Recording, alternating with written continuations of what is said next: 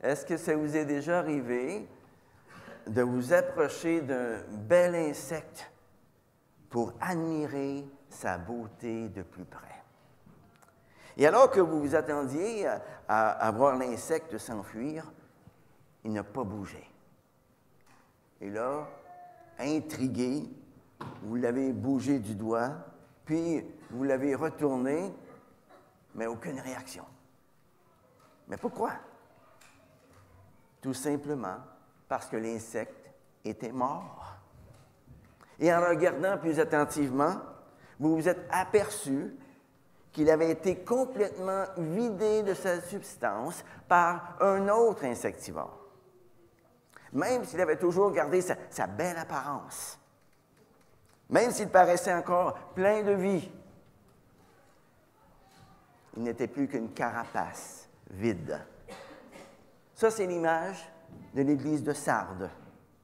Le Seigneur est obligé de lui dire, « Tu passes pour être vivante, mais tu es morte. » Cette lettre, adressée à l'Église de Sardes, révèle un drame terrible. C'est celui d'une Église qui a entendu l'Évangile et qui a vécu pendant un certain temps la spiritualité authentique qu'engendre l'Esprit de Dieu.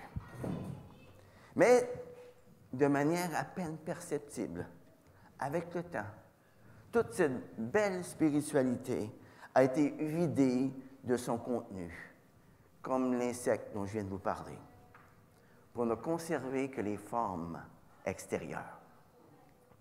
Et c'était devenu simplement religieux. La vie de l'esprit n'était plus là. Ça, c'est le lot de bien des églises d'aujourd'hui, qui étaient au point de départ des églises évangéliques vivantes, mais qui sont devenues petit à petit des églises mortes, spirituellement parlant. Mais retournons à Sardes. La ville de Sardes se trouvait dans la vallée la plus fertile de l'Asie mineure, au pied du mont Molus. Construite sur un plateau, la ville de Sardes possédait un double privilège dont, je suis sûr, d'autres cités auraient voulu jouir. Le premier privilège est que Sardes était une ville réputée comme étant très riche. Cette richesse était due à une découverte plutôt surprenante.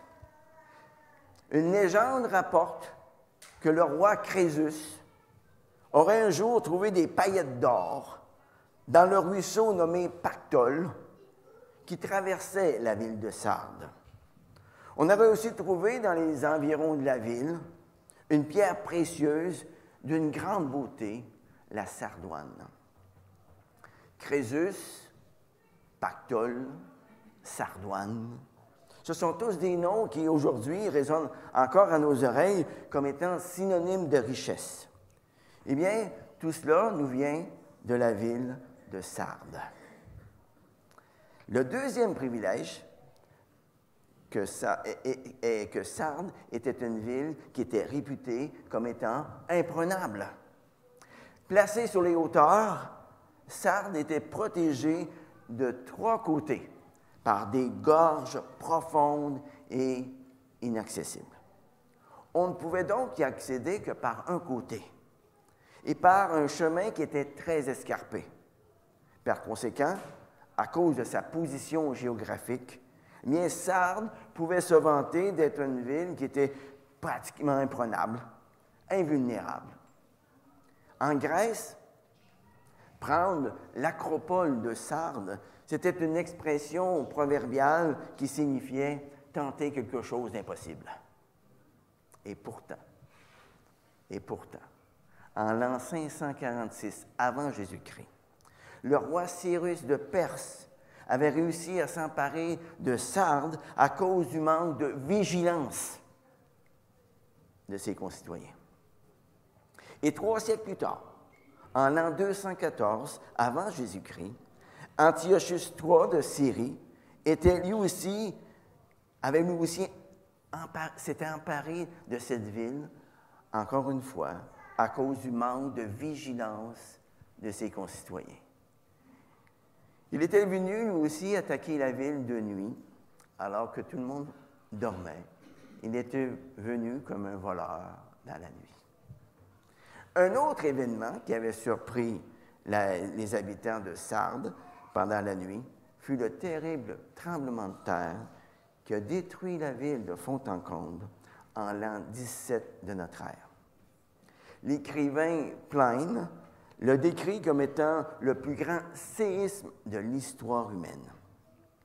Alors, tout ce qui s'était passé dans cette ville de Sardes était connu dans toute la Grèce. C'est pourquoi, lorsque le Seigneur demande à l'Église de Sardes d'être vigilante, tous pouvaient très bien comprendre l'allusion. Sois vigilant. L'avertissement du Seigneur, au verset 3, avait une résonance tout à fait particulière à Sardes.